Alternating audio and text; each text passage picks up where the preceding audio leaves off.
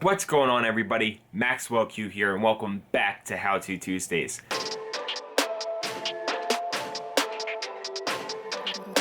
Max Q got another one.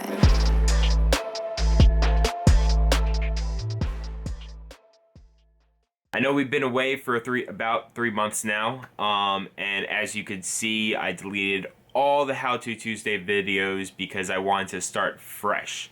I've been reading you guys' comments. I've been reading all your suggestions, everything that you guys have been saying about the Howto Tuesdays videos as they were. And I realized that I can ramble sometimes, and you guys weren't really learning exactly what I was teaching. And also, some of the videos were like way too long, and I was trying to explain so many things at once.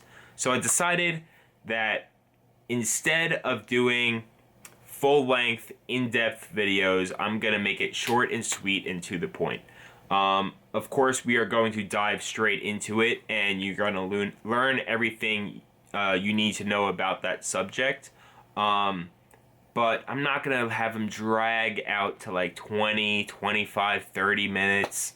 Not only is that a lot of work for me to chop and cut, but you guys weren't really learning. You were more just hearing me talk. And as much as that's great and all, I want to be showing you guys things that you guys can take and bring back to your studio or your home cook-up area and just fucking, work your and be able to use what I teach in your own productions. Whoa, that was weird. So yeah, if you are new to the channel or you have not subscribed yet, please do me a favor and click the subscribe button and turn on the post notifications, because for some odd reason YouTube isn't showing content to subscribers unless they have the bell notifications on. So if you want to know every single time that I upload a new video, then turn on those bell notifications. Also, if you like this video, give it a thumbs up. You have no idea how much that actually helps me and helps this channel. And obviously, the more people that we get subscribed to this channel, the more stuff I'm going to be able to bring you guys. So let's quit the talking and let's jump on into Reason. Alright guys, so now we are in Reason, and the reason why I made this video is because I was working on a beat and the 808 was out of tune. And while I was doing it, I was like, you know what? This would actually be something great to teach everybody, because I'm sure people run into this issue all the time and aren't very sure on how to tune their 808s. So why don't we do it right now? I actually don't know the key for this loop. I was working on a beat. I got sent some loops from a homie of mine, and I didn't know the key of the song, but I did know that when I was playing this 808, it wasn't on the key it wasn't in the key that it should have been. So if you listen to it, like I'm playing a C and it's not a C. I'm playing a F right now and it's not. It's like a high. I think it's like it's something in like the C4 register, and it's not in the C3 register, and I don't even know what key it is. So we're gonna fix that. So as you can see here in the top left corner, the 808 that we have right now says that it's in D sharp. Now, when we pop it into the mixer here, or into my NNXT sampler, you'll see that it comes up as C2. So right from there, we know that this 808 sample is out of key. Just because that says C2 there and that says D sharp there, we can already tell that it's out of key. But just in case we're going to do something that's going to pitch detect the exact note that this sample is in. So in order to do that, we're going to right click on the sample in this the zone of the sample, and we are going to go down to set root notes from pitch detection. So what this is going to do is it's going to pitch detect the sample, and then it's going to set it to its root note. So we're going to click that, and when we come down here, it says it is on C0. So as I thought, it was completely wrong. So we're going to set it to the original, or we're going to set it to C3.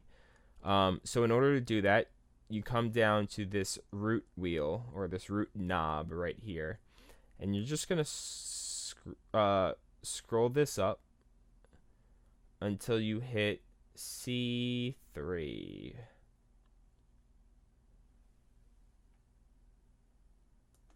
Okay, cool. So now that we're at C3, it is on the exact note that it's supposed to be on. And they're all spread across all the keys now. Now, it's still slightly out of tune because of this tune knob right here. And when we did the set root notes from pitch detection, it also changed the tune, and it says that the tune of this 808, not only was it in C0, but it's also on -18. Now, you can adjust this by ear, because this is just fine tuning, but or you could just set it back to 0, and that's normally what I do myself. Is I normally set it back to 0 unless it's like the tiniest bit out of tune and I just want to fine tune it a little bit, but for the most part I just send it back to 0. So to do that, you could either obviously scroll with the wheel and bring it up to 0, or you can hit the command key and left click on the tune knob, and it will set it back to 0 for you. So now I have this little pattern here, and now when you play it with all the rest of the instruments, it should be in key. So let's take a listen.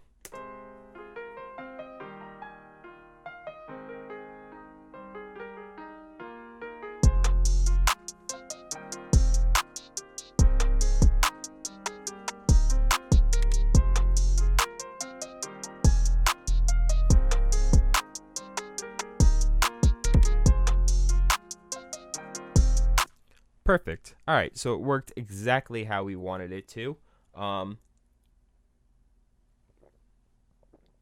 And there you go. That's how you do it. That's how you have it. So, yeah, what we went over is pitch detection and setting pitch detection for your samples and how to set them to the exact root note that you'd want it to be on. And that does it for the tutorial for today. If you have not subscribed, definitely subscribe. And if you like this video, please give it a thumbs up. You don't know how much that does for me and this channel. And obviously, the better that this channel does, the more I'm going to bring you guys. So that's about it. And I'll see you guys next time on How To Tuesdays.